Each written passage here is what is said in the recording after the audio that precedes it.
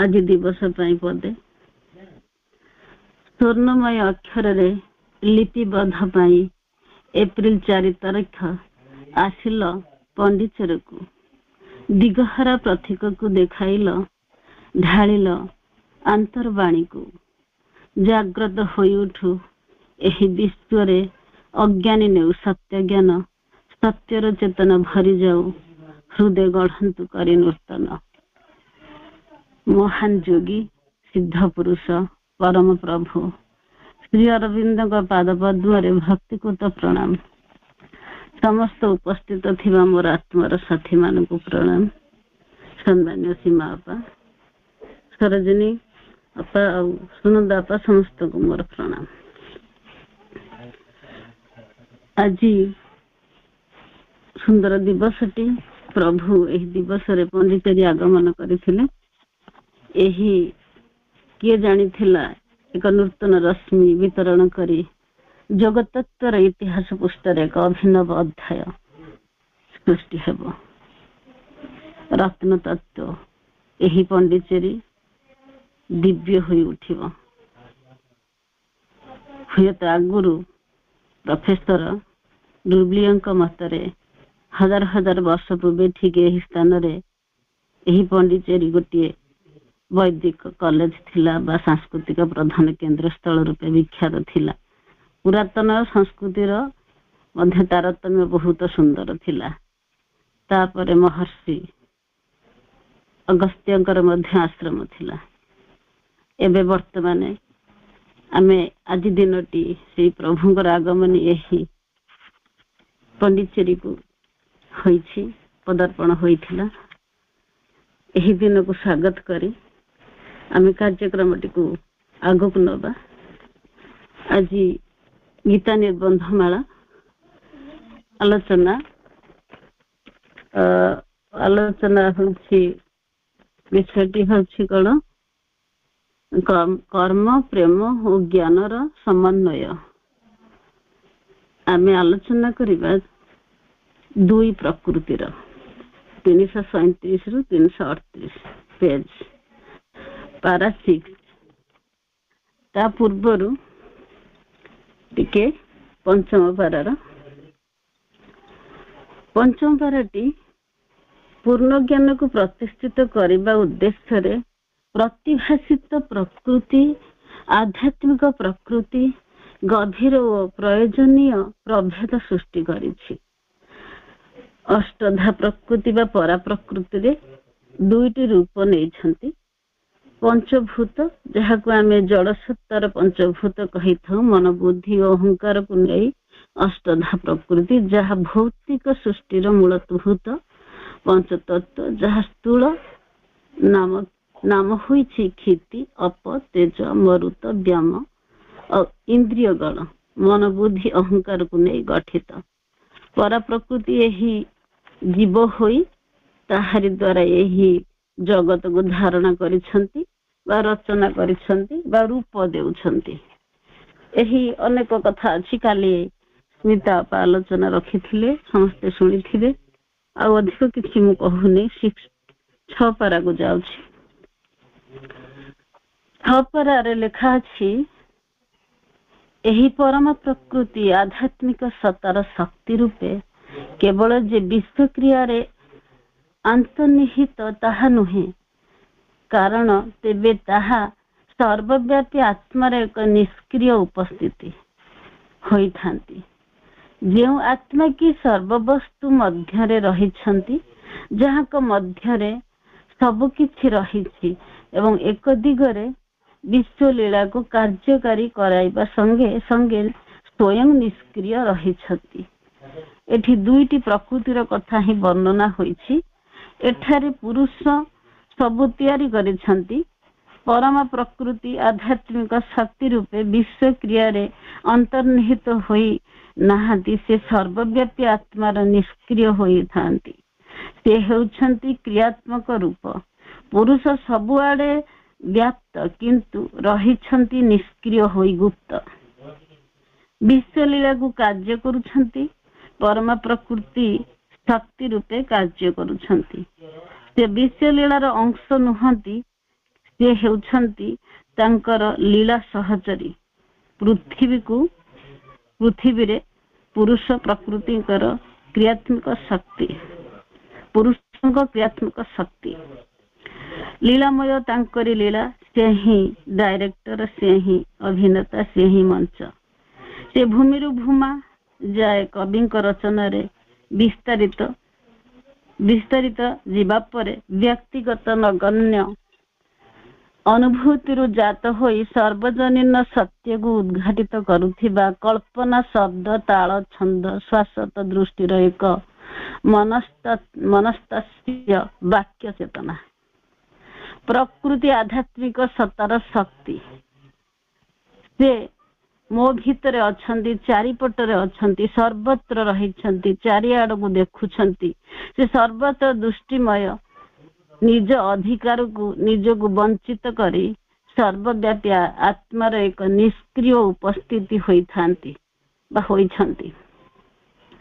ବିଶ୍ୱଲୀଳାକୁ କାର୍ଯ୍ୟକାରୀ କରାଇବା ସଙ୍ଗେ ସଙ୍ଗେ ନିଷ୍କ୍ରିୟ ହୋଇ ତାଙ୍କର ପୁରୁଷଙ୍କର କ୍ରିୟାତ୍ମକ ଶକ୍ତି ବା ପ୍ରକୃତିକୁ ସବୁ ଭାର ଦେଇଛନ୍ତି।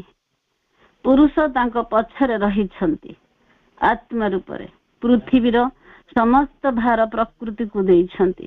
ବିଶ୍ୱଲୀଳାକୁ କାର୍ଯ୍ୟକାରୀ କରିବା ସତ୍ତ୍ୱେ ସେ ସ୍ୱୟଂ ନିଷ୍କ୍ରିୟ। ଏଠି ନିଷ୍କ୍ରିୟ ହୋଇଯାଇଛନ୍ତି, ସେଇ କଥାଟି ଏଠି କୁହାଯାଇଛି। ତାପରେ ଏଠି ଲେଖିଛନ୍ତି, ପୁନଶ୍ଚ ଏହା ମଧ୍ୟ ସାଂଖ୍ୟ ବର୍ଣ୍ଣିତ ଅବ୍ୟକ୍ତ ପରମ ପ୍ରକୃତି ନୁହେଁ, ଯାହାକି ବ୍ୟକ୍ତ ଅଷ୍ଟଧା ପ୍ରକୃତିର ଆଦି ଅପ୍ରକାଶିତ ବୀଜ ଅବସ୍ଥା।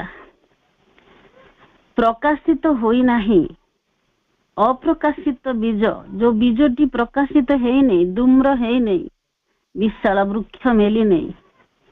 ତେଣୁଠି ଲେଖିଲେ ପ୍ରକାଶିତ ଯିଏ ହୋଇନାହିଁ, ବୀଜ ବା ମଞ୍ଜି ଅବସ୍ଥା, ଅର୍ଥ ମଞ୍ଜିଟି ପ୍ରକାଶ ପାଇନାହିଁ, ସେଇଠୁ ସବୁ ସୃଷ୍ଟି ହୋଇଛି, ସେଇଠୁ ସୃଷ୍ଟି ହେଇଛି, ସୃଷ୍ଟିର ରଚନା ହୋଇଛି। ତେଣୁ ମଞ୍ଜି ଅବସ୍ଥାରୁ ସାଂଖ୍ୟରେ ବର୍ଣ୍ଣନା ହୋଇଛି। ଗୋଟିଏ ଅବସ୍ଥା ବର୍ଣ୍ଣିତ, ଶ୍ରୀ ଅରବିନ୍ଦ ବି କହିଛନ୍ତି, ବର୍ଣ୍ଣିତ ଅବ୍ୟକ୍ତ ପରମ ପ୍ରକୃତି ନୁହେଁ। ଶ୍ରୀ ଅରବିନ୍ଦ କହୁଛନ୍ତି ସେ ଅବସ୍ଥା ମଧ୍ୟ ନୁହେଁ, ତାର ମଧ୍ୟ ଓଲଟା ଅବସ୍ଥା। ସାଂଖ୍ୟ କହୁଛନ୍ତି ଅବ୍ୟକ୍ତ ଯାହା ବ୍ୟକ୍ତ କରିହେବ ନାହିଁ, ତେଣୁ କହିହେବ ନାହିଁ, ଏହା ବ୍ୟକ୍ତ ଅବସ୍ଥା। ଯାହାକି ବ୍ୟକ୍ତ ଅଷ୍ଟଧା ପ୍ରକୃତି।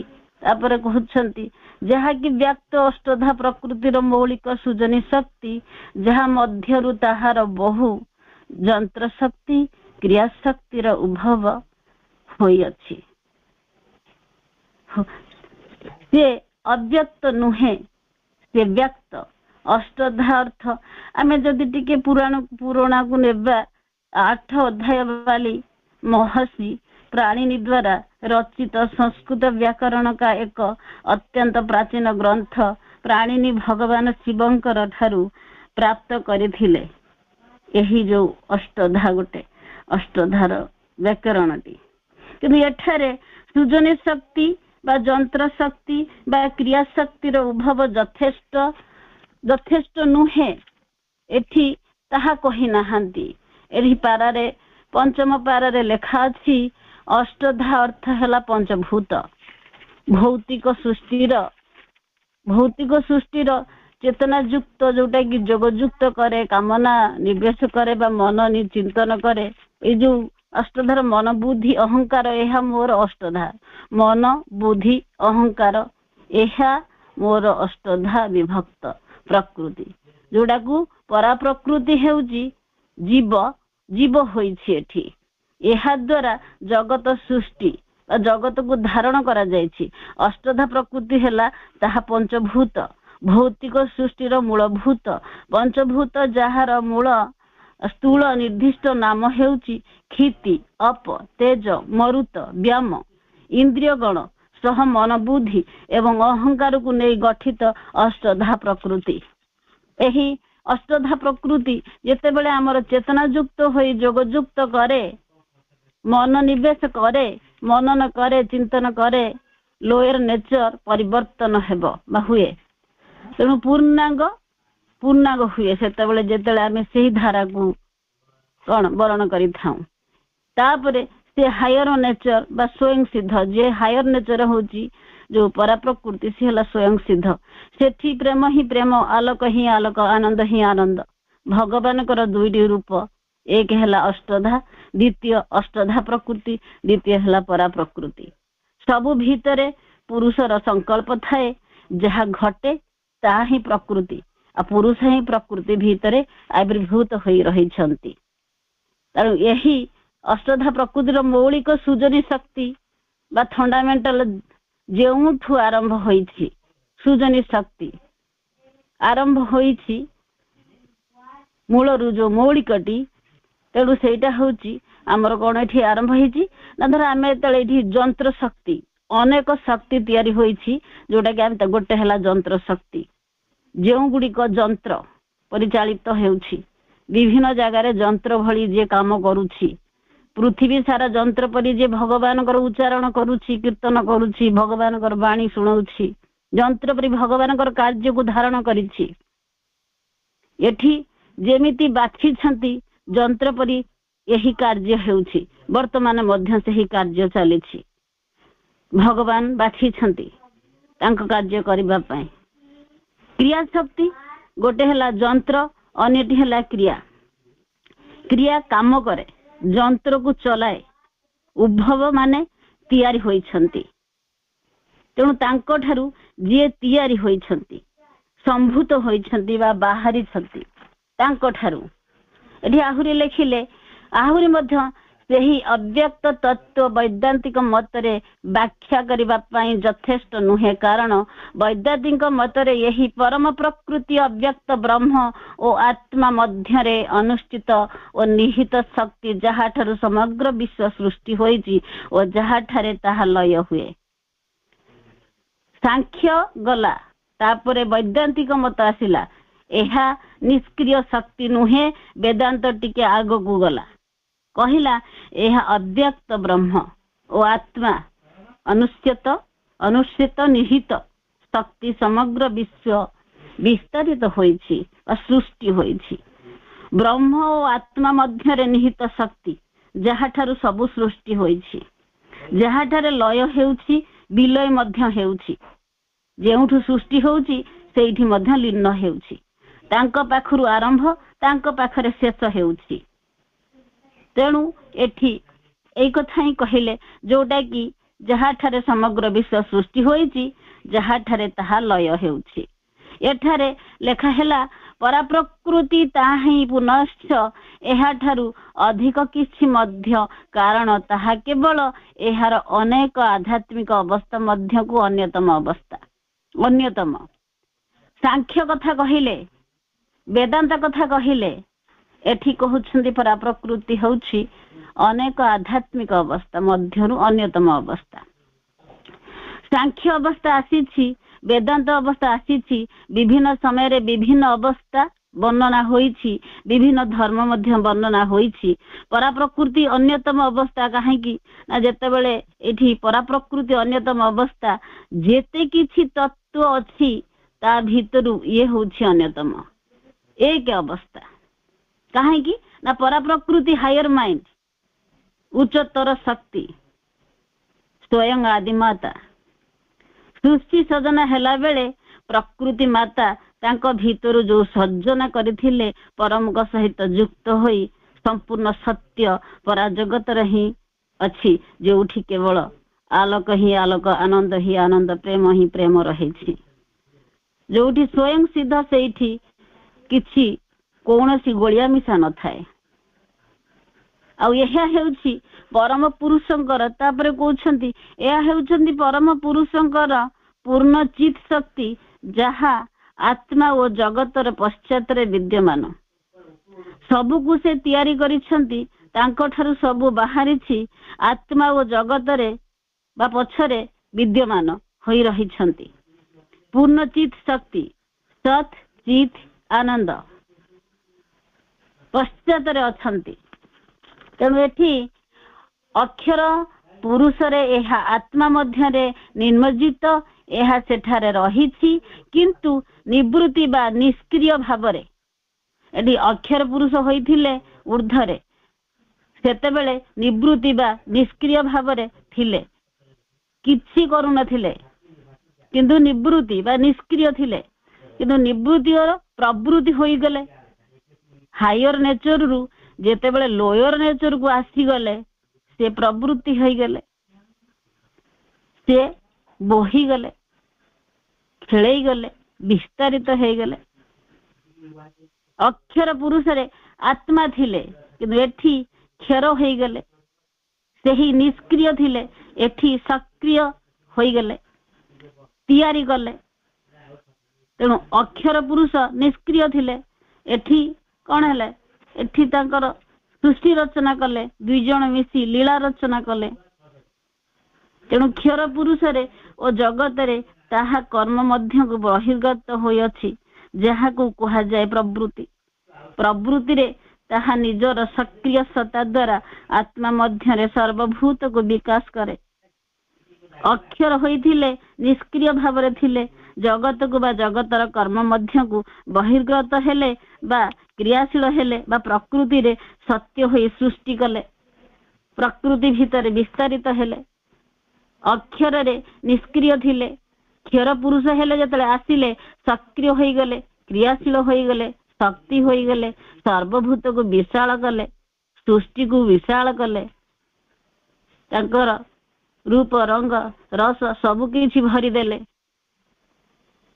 ତେଣୁ ତାପରେ କହିଲେ ସେମାନଙ୍କ ମଧ୍ୟରେ ସେମାନଙ୍କର ମୂଳ ଆଧ୍ୟାତ୍ମିକ ପ୍ରକୃତି ରୂପରେ ପ୍ରକଟ ହୋଇଥାଏ ଏବଂ ସେମାନଙ୍କର ବାହ୍ୟ ଓ ଅଭ୍ୟନ୍ତରୀଣ ଘଟଣା ସମୂହ ପଶ୍ଚାତରେ ସ୍ଥାୟୀ ସତ୍ୟ ରୂପେ ବିରାଜମାନ କରେ।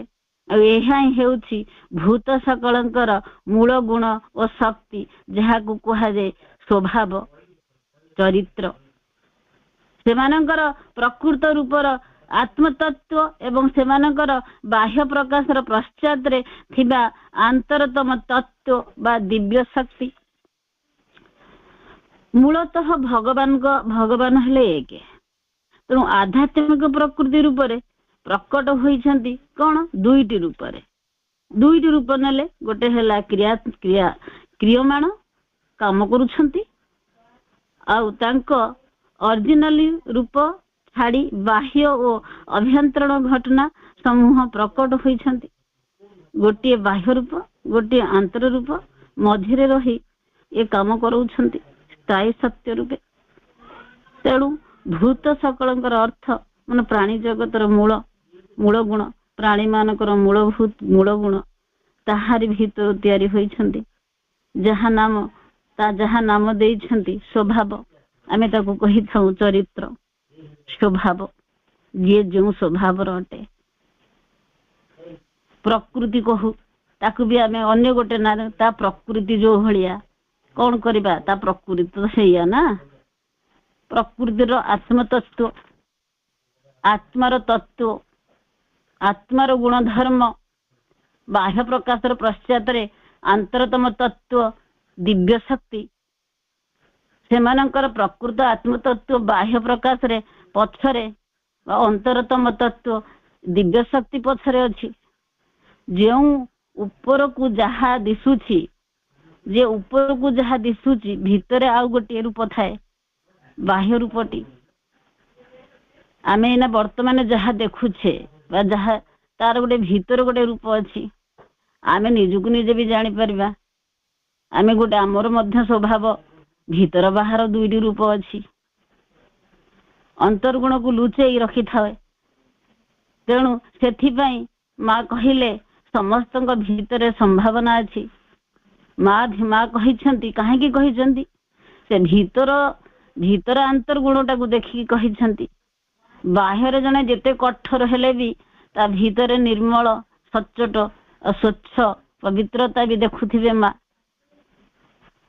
ହୁଏତ ଦୁନିଆର ଚାକଚକ୍ୟରେ ସିଏ ଟିକେ ଡିଫରେନ୍ସ ମେଣ୍ଟେନ କରୁଥିବ, କିନ୍ତୁ ତା ଭିତରଟା ନରମ ଥିବ। ମା ଭିତର ତତ୍ଵ ଦୃଷ୍ଟିରୁ କହୁଛନ୍ତି, ଆମେ ମଧ୍ୟ କେତେ ବ୍ୟକ୍ତିକୁ ଦେଖୁଛେ, ଶୁଣୁଛେ, ବଢିଆ ବଢିଆ ଭାଷଣ, ବଢିଆ ବଢିଆ କଥା, बाहर को गोटे भीतर को गोटे तेणु रूप भी लुचिकी अच्छी किए टिके साहाଯ୍य करछि जदि से भाबुछि आ स्वभाव मोर अधिकार ए व्यक्तिटी मु एत बाट ताको आनिछि मो सिंपाती तेणु जदि ता कथा न शुणिल सत्य उपर परदा पड़ी जाउछि असत्यर छलना लांछना केते कौन ताको न शुणिबाकू पड़ुछि इमिति भी ता विषय किछि न जानी थिले भी विभिन्न भेराइटी टिप्पणी ता चरित्र उपर ता स्वभाव उपर दिया जाउछि ता विषय धारणा नथिले भी कहीं ना ता कथाटी से शुणिनी प्राय एमिति घटना चरित्र स्वभाव पृथ्वी रे मध्य अछंती तेणु बाह्य रूप गोटे प्रकार थाए जेते बेले तुमको सी धर्म माध्यम रे मां को माध्यम रे तुमको भल भल बाणी देला तुमे ताकू भगवान को आसन रे बसई देलो तार डिफरेंस रूपटी मध्य पळी आसिला तापरे द्वितीय रूपटी तेणु बाह्य रूपर इंद्रजाल ताकू छंदी दब ता पादरे बेड़ी करी दब बेले बेले प्रश्न करिब माँ ये कौन हैला ये कौन होउछि माँ को दोष दब तेणु ये सब गुणत्रयर भारसाम्य अवस्था सत रजतम त्रिगुणर भारसाम्य दुख पीड़ा सुख ये सब को नहीं गुण एठी लिखिले गुणत्रयर भारसाम्य अवस्था यही भारसाम्य पराप्रकृति तत्व रूपर्ण एक परिमेय ओ गौण खेल मात्र गुणत्रयर भारसाम्य अवस्था गुण कौन गुण तो आम जानिले समस्ते एते दिन हेलानी आलोचना होची रज तम सत्व तीन गुण तेणु एठी मूल प्रभृति मूल प्रकृति है पंच महाभूत भूमि जल अग्नि वायु आकाश अहंकार बुद्धि जोड़ा कि ज्ञानात्मक महातत्व अव्यक्त मूल प्रकृति है कौन दस दस इंद्रिय कर्मेन्द्रिय 5 ज्ञानेन्द्रिय 5 मन ओ पंच इंद्रिय तेणु आहुरी अनेक अच्छी मूल प्रकृति कहती मूल प्रकृति और सत्व रज तम यही जो 3 गुण प्रकृति जात होई जीवात्मा को बांधिकी रखे तेणु गुणत्रयर भारसाम्य अवस्था अर्थ प्रकृति को त्रिगुण सुख दुख को मोहादि बांधे लोअर नेचर रे बांधे यही सबू कौन ना परा प्रकृति रे परा प्रकृति होची असीम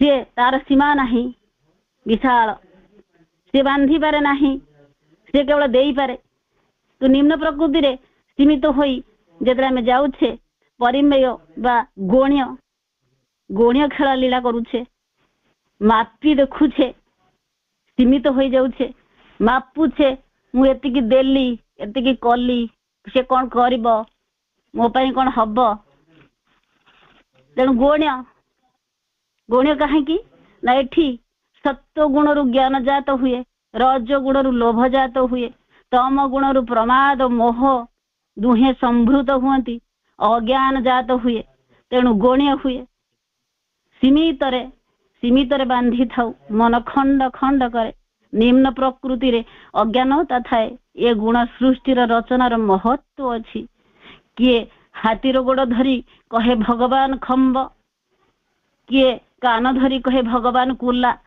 किए पिठी धरी कुए भगवान पहाड़ ये होची गौण्यता रचनाटा यही 3 गुण सबु मिसी अस्तित्व पदार्थ होईची यही गुणर अनेक कथा अच्छी सबु कहबा भी संभव नुह मते जोटा ठीक लागला मु कहिदेली तापरे लेखिले सुनतु जे नाम रूपर यही सब क्रिया निम्न प्रकृतिर मानसिक इंद्रियगत और बुद्धिगत प्रचेष्टा समूह समस्त किछि केवल प्रातिभाषिक घटना घटना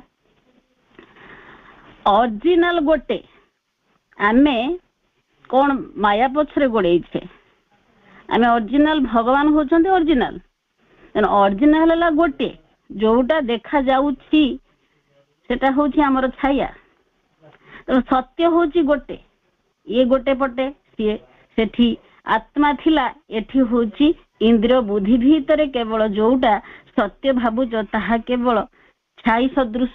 ଆମେ ଯୋଉ ଇନ୍ଦ୍ରିୟ ମନ ବୁଦ୍ଧି ଭିତରେ ବିଚାର କରୁଛେ ଭଗବାନ ଭଗବାନ ଭଗବାନ, ଛାଇ ସଦୃଶ। ଆମେ ତାକୁ ଦେଖିବାକୁ ହେଲେ ସେ ଅନ୍ତର୍ଚେତନାକୁ ଯିବାକୁ ପଡିବ। ଆମେ ଯୋଉ ମୂର୍ତ୍ତି ଦେଖୁଛେ ବି, ଯାହା ଦେଖୁଛେ ଭଗବାନ ଭଗବାନ ସତ୍ୟ ସତ୍ୟ କହୁଛେ, ସେ ସତ୍ୟକୁ ଆମେ ଦେଖିଲେଣି କି? ତେଣୁ ଏଇଟା ପୂର୍ଣ୍ଣ ସତ୍ୟ ନୁହେଁ, ସତ୍ୟକୁ ଫୋପାଡ଼ି ଦିଆଯାଇଛି, କେବଳ ରୂପଟିକୁ ରଖାଯାଇଛି, ତାକୁ ପୁଣି ବହୁତ ନିୟମ କାନୁନରେ ବନ୍ଧା ଦିଆଯାଇଛି। ତେଣୁ ଏଠାରେ ଅସୀମ ଥିଲେ, ସେଠାରେ ଅସୀମ ଥିଲେ, ଏଠାରେ ସୀମିତ ହୋଇଯାଇଗଲେ। ମାଟି ହେଉଛି, ଆମେ ମାଟି ଦଉଛେ, ମୁଁ ଏତେ ଦେଲି, ମୁଁ ଏତେ କଲି, ଆମ ମାପ ଚୁପରେ ଆମେ ଭଗବାନଙ୍କୁ ରଖିଛେ, ସଂକଳ୍ପ କରି ଦେଖୁଛେ, କହୁଛେ ମୁଁ ବହୁତ ବଡ ସଂକଳ୍ପ କରୁଛି, ପୁଣି ଆଉ ଟିକେ ସମୟରେ ଖଣ୍ଡିତ ହେଇଯାଉଛି। ପ୍ରତିଭାସିତ ଛାଇ ଭଳି ଯାହା ଦେଖାଯାଉଛି, ଏଠି ନାମ ରୂପରେ ଅହଂର ତ୍ରିଗୁଣ ଇନ୍ଦ୍ରିୟ ନାମ ରୂପରେ ଅନେକ ନାମରେ ବାନ୍ଧିଲେ ଭଗବାନଙ୍କୁ, ମାନସିକ ଇନ୍ଦ୍ରିୟ ବୁଦ୍ଧିରେ ପ୍ରତିଭାସିତ କଳ୍ପନାର ଅନୁଭବରେ ରୂପରେ ବାନ୍ଧିଲେ, ସତ୍ୟକୁ ପ୍ରତିବିମ୍ବ ଛାଇ ଭଳି ଦେଖିଲେ, ସୀମିତରେ ବାନ୍ଧିଲେ, ସେଠି ହାୟର ନେଚରରେ, ଏଠି ହଉଛି ଲୋୟର ନେଚରରେ। ତେଣୁ ଏଠି କହିଲେ ଏହି ସବୁ କେବେ ମଧ୍ୟ ସମ୍ଭବ ହୁଅନ୍ତା ନାହିଁ ଯଦି ଏହାର ପଶ୍ଚାତରେ ଆତ୍ମାର ଏହି ଆଧ୍ୟାତ୍ମିକ ବଳ ଓ ଶକ୍ତି ନଥାନ୍ତା। ଏହା ତାହାରି ମଧ୍ୟରେ ହିଁ ଉଦ୍ଭୂତ ଓ ତାହାରି ମଧ୍ୟରେ ହିଁ ରହିଛି ଏବଂ କେବଳ ତାହାରି ଦ୍ୱାରା ହିଁ ଚଳୁଅଛି। ଏଠି ଅନ୍ତର୍ଚେତନା ବାହ୍ୟ ଚେତନା ଭିତରେ ସେ ଅଛନ୍ତି। ଗୋଟିଏ ସ୍ଥିତିରେ ସମାଧିସ୍ଥ ଅବସ୍ଥା ଆସୀନ ହୋଇକି ଯେ ଚିର ଶାଶ୍ୱତ ଚିରନ୍ତନ ଜଳ ଠାରୁ ଜଙ୍ଗମ ଯାଏ ଅଛନ୍ତି, ସେ ତ୍ରଷ୍ଟା ଉପଭୋକ୍ତା ସବୁ କରୁଛନ୍ତି, ଏକ ବହୁ ଭିତରେ କାର୍ଯ୍ୟ କରୁଛନ୍ତି, ସବୁ ଗୁଢ ଭିତରେ ରହସ୍ୟ ହୋଇ ରହିଛନ୍ତି। ଆଉ ତୁମେ ଅରିଜିନାଲ ସତ୍ୟ ଆମେ କଣ କରୁଛେ ନ ଦେଖି ଆମେ ହଉଛି ମୂର୍ତ୍ତି ପଛରେ, ଏ ପଛରେ, ତା ପଛରେ, ଧର୍ମ ପଛରେ, ବହୁ ଏ ପଛରେ କେଡା ଗୋଡେଇଛେ, କେତେ କଣ ସବୁ ସୃଷ୍ଟି କରୁଛେ, ଧର୍ମକୁ ନେଇକି କଣ କଣ କରୁଛେ, ଏହି ମାୟାରେ ଆମେ ଘାଣ୍ଟି ହଉଛେ। ଅରିଜିନାଲ ସତ୍ୟ ହଉଛି ଗୋଟିଏ, ଏକ ସବୁର ପଛରେ ସେ ଅଛନ୍ତି, ଆଉ ତାଙ୍କରି ଆଧ୍ୟାତ୍ମିକ ବଳ ଓ ଶକ୍ତି କାମ କରୁଛି। ସବୁ କିଛି ତାଙ୍କ ଠାରୁ ଉଦ୍ଭୂତ ଓ ତାଙ୍କରି ମଧ୍ୟରେ ରହିଛି, ତାଙ୍କ ଦ୍ୱାରା ହିଁ ଚଳୁଅଛି, ସିଏ ହିଁ ଚଳନ କରୁଛନ୍ତି, ସିଏ ହିଁ ଚଲଉଛନ୍ତି, ଆଉ ତାଙ୍କ ଠାରୁ ହିଁ ସବୁ କିଛି ସୃଷ୍ଟି ହେଇଛି। ସିଏ ହିଁ ଲୀଳାମୟ, ତାଙ୍କ ଲୀଳା ତାଙ୍କୁ ହିଁ ଜଣା। ଆମେ ଯଦି କେବଳ ଏହି ପ୍ରତିଭାସିକ ପ୍ରକୃତି ମଧ୍ୟରେ ରହିଥାଉ ଏବଂ ଏହି ପ୍ରତିଭାସିକ ପ୍ରକୃତିର ବସ୍ତୁ ସମୂହ ଯେପରି ସ୍ଥୂଳ ଭାବରେ ପ୍ରତୀୟମାନ ହୁଏ, ସେହି ଭାବରେ ଆମେ ସେଗୁଡ଼ିକୁ କେବଳ ଦେଖୁ, ତେବେ ଆମେ ଆମର କର୍ମମୟ ଜୀବନର ପ୍ରକୃତ ସତ୍ୟଟି ପାଇପାରିବୁ ନାହିଁ। ଆମେ ଯଦି ପ୍ରକୃତ କଣ ରହସ୍ୟଟା ଆମେ ନ ଜାଣିବା, ପ୍ରକୃତ ଛାଡି ଦବା ବା ଅରିଜିନାଲକୁ ଆମେ ଯଦି ନ ଜାଣିବା, ଆମେ ପ୍ରକୃତ ଜହ୍ନକୁ ଯଦି ନ ଜାଣିକି ପାଣିରେ ପଡିଥିବା ଛାଇକି ଦେଖିକି ଜହ୍ନ କହୁଥିବା, ତାହେଲେ ଆମେ ଅରିଜିନାଲକୁ ପାଇପାରିବା ନାହିଁ। ସତ୍ୟ ଜାଗାରେ ପ୍ରତିଭାସିତ ସତ୍ୟ ହଉଛି ଛାଇ। ଆମେ ଛାଇ ପଛରେ ଗୋଡେଇବା, ଛବି ପଛରେ ଗୋଡେଇବା, ପ୍ରତିଭାସିକ ପ୍ରକୃତିର ବସ୍ତୁ ସମୂହ ଆମେ ଯାହାକୁ କହୁଛୁ ମାୟା ଦ୍ୱାରା ଢାଙ୍କି କରି ରଖିଛନ୍ତି ସତ୍ୟ, ଜାଣିବା କଷ୍ଟ ହେବ, ତେଣୁ ଜାଣିପାରିବା ନାହିଁ। ତେଣୁ ସ୍ଥୂଳ ଭାବରେ ପ୍ରତୀୟମାନ ପ୍ରତିବିମ୍ବ ବା ସାଧାରଣ ଚେତନାରେ ମାପି ପାରିବା ନାହିଁ। ତେଣୁ ଅସଲ ରହସ୍ୟ ଭଗବାନଙ୍କ ଠାରେ ହିଁ ଅଛି। ତେଣୁ ଲୁଚିଛି, ବସ୍ତୁର ଅନ୍ତର୍ଚେତନାରେ ଲୁଚିଛି, ଅନ୍ତର୍ଜ୍ଞାନରେ ଲୁଚିଛି। ଆମେ ତାକୁ ଖୋଜିବା। ଯଦି ଆମେ ସେଇ ମାୟାରେ ବୁଲୁଥିବା, ସେଇ ଛାଇରେ ବୁଲୁଥିବା ବା ସେଇକୁ ସତ୍ୟ ବୋଲି ଭାବୁଥିବା, ताहले आमे सत्य पाखरे पहुंची परिबा नहीं। जोटा देखा जाउछि ताकू नेकी जदि बंचिबा साधारण जीवन जलचक्र परी घुरुथिबा जाउथिबा आसुथिबा कर्ममय जीवन रे असल सत्यटी पाई परिबा नहीं। तेणु वेदांतवादी कठोर सत्य को गीता ग्रहण करी नहीं। तेणु से कहले संसार माया नुहे सत्य अच्छी। आमे सबू काम रे ताकू धारण करिबा महाप्रभु को आम व्यवस्था को नहीं अवस्था सृष्टि करिबा। रूपांतर संभव हेबो केतेबेले जेतेबेले में दृढ़ संकल्प सहित ताकू प्रार्थना करिबा। तेणु हृदय खोलिकी सत्यर सहित भल पाइबा छलना रखिबा नहीं। खोला भीतर को खोला करदबा।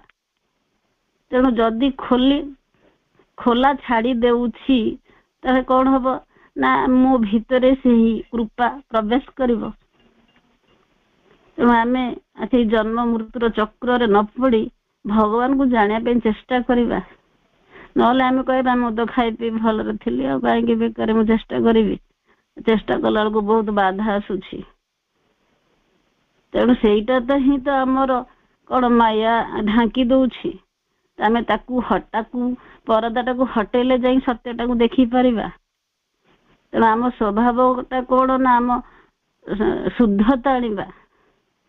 तापरे कहउछन मु भूल माने कौन साधना जेतेले आमे साधना रे गोटे फूल दउछे कौन करूछे आमे फूलटीर सुगंध तार सौंदर्य तार पारिपार्श्विक तार गभीरता आमे दउछे माने से भावनार सहित दबा।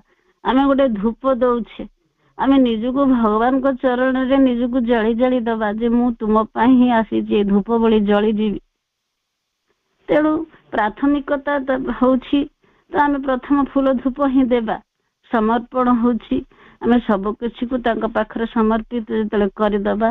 सेही कर्ममय जीवन रे प्रकृत सत्य टिके पाइबा को योग्य होई परिबा। तेणु एठी हमको परिवर्तन हबा को हेबो नहले एठी जहा लेखा होइछि ता ही हबो। आमे हे स्थूल भाव रे किना प्रत्यमान हेउथिबा आ सत्य को धरि परिबा नाही। प्रतिभाषिक प्रकृति भीतर रही थाउ प्रकृत सत्य खोजु नाहु। प्रकृत सत्य पाई परिबा नाही। तेणु छवि भीतर रही जिबा जदि सत्य जानी परिबा नाही। एठी लेखुले प्रकृत सत्य हैला केतरा बाजिला एठी लिखिले प्रकृत सत्य हैला एही आध्यात्मिक शक्ति सत्तार एही दिव्य शक्ति जड़ मध्य रे थिबा आत्मार मौलिक गुण कुहा जाई पारे। जेउ आत्मा मध्य रे वस्तुराजी विद्यमान जहा ठारू सेमाने सेमानंकर समस्त शक्ति एवं कर्मर बीज ग्रहण करती और सेही आत्मार ही एहा अंतरतम गुण। आमे आत्मारे रहिबा और आत्मार गुण को देखि परिबा। एगुड़िक तार छाई बोली कि जानिबा। तेणु आत्मार गुण जतले आमे जो स्वयं सिद्ध गुण आमे से भीतर को आमे प्रवेश न करिछे ताले आमे किछि जानि परिबा नाही। एठी जो लेखिले प्रकृत सत्य हैला एही आध्यात्मिक शक्ति सत्तार एही दिव्य शक्ति आत्मा सहित संबंधित हेले आत्मार संपर्क प्रतिष्ठा हुए। जड़े जनक पाई आकुल आकांक्षा ही तो ही प्रेम। आमे जेतले जड़े जनक पाई आकुलता होउछि ता माने से ता भीतर प्रेम द्वारा शक्ति ताबरे सत्तार यही दिव्य शक्ति जड़ मध्य थिबा आत्मार मौलिक गुण धारण कौन कुहा जाई पारे। जो आत्मा मध्य वस्तुराजी विद्यमान। तेणु आध्यात्मिक शक्ति जीवन को पूर्णता दिए। जीवन एक अनंत प्रवाह सत्तार। तेणु आत्मार यही दिव्य शक्ति जड़ चेतनार आत्मार गुण आत्मा को आत्मा आड़ को जिते आगे चले मु मो भीतर जो आत्मा अन्य जनक भीतर से आत्मा को जिते मु देखी पारुथिबी ता विषय जानी पारुथिबी। तेणु आत्मारू आत्मा आड़ को आगे चले आत्मा मध्य वस्तुटी रूप पाउछि बा ता भीतर गोटे रूप केंद्रिक होउछि। आत्मारे से बंचिबा शिखुछि शक्ति रे बंचुछि तेणु प्रेम आत्मा संबंधर एक आयुध तेणु आत्मार भाव होइछि ही प्रेम तेणु पूर्ण बंचे से कर्म रे कौन बीज ग्रहण करे अंकुरित हुए कर्म भीतर से ही प्रेमटी बीज अंकुरित हुए विराट वृक्ष हुए छाई प्रदान करे फल प्रदान करे तेणु ये इंद्रिय अहंकार मन बुद्धि को नहीं एगुड़िक तार छाई बोलिकी आमे जानिबा तेणु आमे से ही आत्मा को धारण करिबा स्वभाव स्वधर्म प्रतिफलित हुए मन शांत हेले से सूक्ष्म दर्शन देखि पारिबो तेणु एठी सेही सत्य शक्ति और गुण जदि आमे लाभ करि पारू तेबे आमर जीवन प्रवाहर यथार्थ विधानटीए एवं आम जीवनर दिव्य तत्व को लाभ करि पारिबु सत्य शक्ति प्रकाश हेला भगवान को प्रति प्रेमर प्रकाश भक्तिर रूप नेब मनीष प्रति स्नेहर रूप नेब पशुपति सहानुभूतिर रूप नेब गठन करिब आकृति दब जीवन रे दिव्य तत्व लाभ करि पारिब चैत्य जीवन और आम तपस्या हेब निष्ठा स्रोत श्रुत प्रेमर क्रिया हेब सेतबळे सेही सत्य शक्ति और गुण जदि आमे लाभ करि पारू ताले दिव्य तत्व को लाभ करिब केवल जीवनर अज्ञान प्रक्रिया रे मग्न न रही ज्ञान मध्यरे एहार जेउ मूल उत्स और सार्थकता रही ताहा मध्य पाई पारिबु ज्ञान असल लक्ष्य हला पूर्णता दिव्यत्वर अभिव्यक्ति ही अवसंभावी मूल उत्स व सार्थकता ब्रह्मतत्वर प्रकाश व आत्म प्रकाश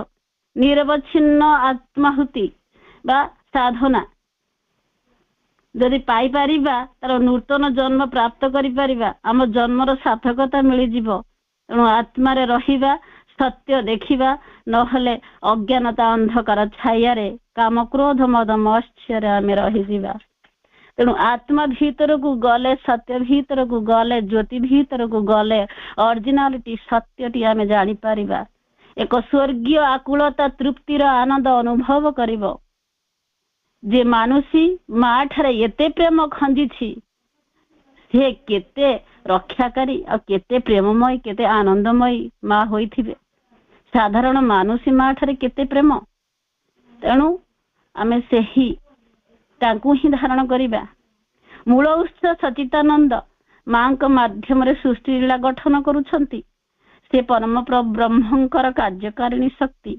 वेदरे वर्णित सप्तलोक महत्व लोकरे विस्फातित भावे अतिमान शक्ति रूपे उपस्थित तांकरी शक्ति हेला परमेश्वरंकर परा प्रकृति और तांकरी माध्यम रे सचितानंद सृष्टि लीला गठन करुछंती दुई जनकर गोपन प्रणयन हेला लीला क्षेत्र दिव्य प्रेमर अभिव्यक्ति एठी विश्व प्रकृति हेले अपरा अपरा प्रकृति जोटा आमे कहूछे लोअर वाइटल एठी विश्व प्रकृति हेले जो प्रकृति रे अपरा प्रकृति और जहांकर जहा पश्चात रे विश्व पुरुषंकर प्रेम पूर्ण उपस्थिति अछि पछरे पछरे अछि लुचिके अछि गुप्तर अछि लुप्तर अछि निश्चेतना रे अछि सजीव निर्जीव सबु बंधा होइछंती जेतेबेले सत्ता सत्ता को देई दबा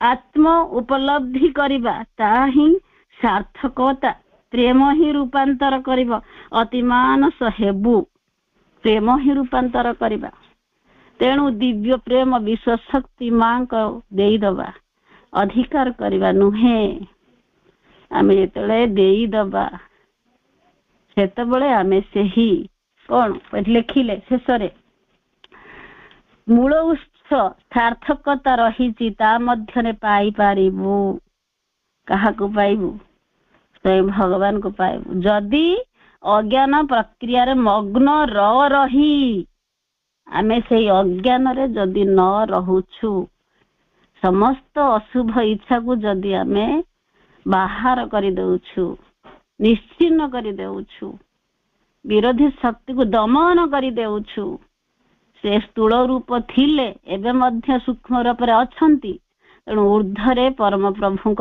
ଆଲୋକ, ଆଉ ତଳେ ସିଏ ଆସ୍ପୁହା ହୋଇ ରହିଛନ୍ତି। ଆସ୍ପୁହା ଯାହାକୁ ଆମେ କଣ ଧାରଣ କରିଛେ, ଭଗବାନଙ୍କୁ ଆସ୍ପୁହା କରୁଛି। ତେଣୁ ସେଇ ଆସ୍ପୁହାଟା କେତେ ବଳବତ୍ତର ହେଉଛି, ସେଇଟା ହିଁ ହଉଛି ଆମ ଯୋଗର ସାର ତତ୍ତ୍ୱ। ଏ ହଉଛି ମୋର ଆଲୋଚନା। ତେଣୁ ମୁଁ ଆଲୋଚନାକୁ ଏଇଠି ରଖୁଛି। ଦୋଷ ତ୍ରୁଟି ଥିଲେ କ୍ଷମା ଦେବେ, ଅଳ୍ପ ସମୟରେ ଏତିକି କରିଛି।